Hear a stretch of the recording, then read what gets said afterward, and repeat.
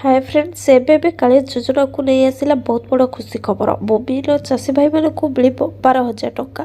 ଏବଂ ଆପଣ କେମିତି ପାଇବେ ଟଙ୍କା, ଏହା ସହିତ ଶୁଣିବାକୁ ମିଳୁଛି କି ଯାହା ଶୁଣିଲେ ଆପଣ ବହୁତ ଖୁସି ହୋଇଯିବେ। ଆପଣମାନେ ଜାଣିଥିବେ ଅନେକ ନିୟମ ଏଥର ପରିବର୍ତ୍ତନ କରାଯାଉଛି। ଏଭଳି ନିୟମ ପରିବର୍ତ୍ତନ କରାଯାଉଛି କି ଏଥିରେ କିଛି ଲୋକ ଖୁସି ହେଲେ ମଧ୍ୟ ଆଉ କିଛି ଲୋକ ନିରାଶ ବି ହୁଅନ୍ତି। ତଥାପି ଅନେକ ଲୋକମାନଙ୍କୁ ସୁବିଧା ମିଳିବ ବୋଲି ଚେଷ୍ଟା କରାଯାଉଛି। ସରକାରଙ୍କ ତରଫରୁ ଗୋଟେ ବହୁତ ବଡ଼ ଯୋଜନା କରାଯାଉଛି, ଯେଉଁ ଲୋକମାନଙ୍କୁ ବି ଖାଇବାକୁ ଏବଂ ରହିବାକୁ ଘର ମଧ୍ୟ ନାହିଁ।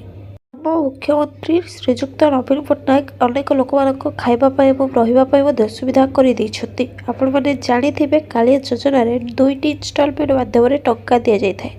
ପ୍ରଥମ ହେଉଛି ଅକ୍ଷୟ ତୃତୀୟାରେ ଓ ଦ୍ୱିତୀୟଟି ହେଉଛି ନୂଆଖାଇରେ। ଏଭଳି ଭାବରେ ଲୋକମାନଙ୍କୁ ପଇସାଟି ଦିଆଯାଇଥାଏ। ଆପଣମାନେ ଜାଣିଥିବେ କି ଆମ ସରକାର ନୂଆ ଯୋଜନା ଗୋଟେ ଘୋଷଣା କରିଥିଲେ, ଯାହାକି ସେଥିରେ ଅନେକ ଲୋକ ଏବଂ ଅନେକ ଚାଷୀ ଭାଇମାନେ କୃଷକ ଓଡ଼ିଶା ପୋର୍ଟାଲରେ ରେଜିଷ୍ଟ୍ରେସନ କରିଥିଲେ।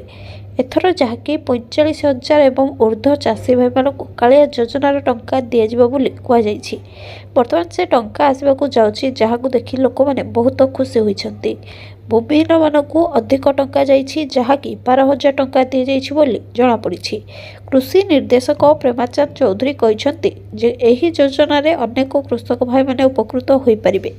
ନୂଆଖାଇରେ ଭୂମିହୀନ ଚାଷୀ ଭାଇମାନଙ୍କୁ 12,000 ଟଙ୍କା ଦିଆଯାଇଛି। ଏହା ନୁହଁ, ରାଜ୍ୟ ସରକାରଙ୍କ ତରଫରୁ 779 କୋଟି ଟଙ୍କା ପ୍ରଦାନ କରାଯିବ। ବର୍ତ୍ତମାନ କାଳିଆ ଯୋଜନାରେ ଯେଉଁମାନେ ପଇସା ପାଇବେ ସେମାନଙ୍କର ତାଲିକା ପ୍ରସ୍ତୁତ କରାଯାଇଛି। ସମସ୍ତଙ୍କ ହିତାଧିକାରୀମାନଙ୍କର ବ୍ୟାଙ୍କ ଆକାଉଣ୍ଟରେ ଜମା ହୋଇଯିବ ବୋଲି ମଧ୍ୟ କୁହାଯାଇଛି। ଏଥିରେ ଭୂମିହୀନ ନାମମାତ୍ର ଚାଷୀ ମଧ୍ୟ ଉପକୃତ ହୋଇପାରିବେ ବୋଲି କୁହାଯାଇଛି। ବର୍ତ୍ତମାନ ଏଥିରେ ନାମମାତ୍ର ଚାଷୀ ଭାଇଙ୍କ ପାଇଁ ସୁବିଧା ଯୋଗାଇ ଦେଇଛନ୍ତି। ଏହା ଦେଖି ଅନେକ ଚାଷୀ ଭାଇମାନେ ଖୁସି ହୋଇଛନ୍ତି। ବର୍ତ୍ତମାନ ଏହି ଖବର ଚର୍ଚ୍ଚାର ବିଷୟ ପାଲଟିଛି। ବର୍ତ୍ତମାନ ଭୂମିହୀନ ଚାଷୀ ଭାଇମାନଙ୍କୁ 12,000 ଟଙ୍କା ପ୍ରଦାନ କରାଯିବ ବୋଲି ଖବର ମିଳିଛି। ଏହା ଥିଲା ଫ୍ରେଣ୍ଡସ୍ ଗୋଟେ ଛୋଟିଆ ଅପଡେଟ୍। ଯଦି ଭିଡ଼ିଓଟି ଆପଣଙ୍କୁ ଭଲ ଲାଗେ ତେବେ ଭିଡ଼ିଓଟିକୁ ଲାଇକ୍ କରିଦିଅନ୍ତୁ। ଯଦି ଚ୍ୟାନେଲକୁ ନୂଆ କରି ଆସିଛନ୍ତି ତେବେ ଚ୍ୟାନେଲକୁ ସବସ୍କ୍ରାଇବ୍ କରି ପାଖରେ ଥିବା ବେଲ୍ ଆଇକନ୍କୁ ପ୍ରେସ୍ କରି ରଖନ୍ତୁ, ଯାହାଫଳରେ ଆପଣମାନେ ଏଭଳି ଲାଟେଷ୍ଟ ଅପଡେଟ୍ ସର୍ବପ୍ରଥମେ ପାଇପାରିବେ। ଧନ୍ୟବାଦ। ଯଦି କୌଣସି ଡାଉଟ୍ ଅଛି କମେଣ୍ଟ ମାଧ୍ୟମରେ ଜଣାନ୍ତୁ।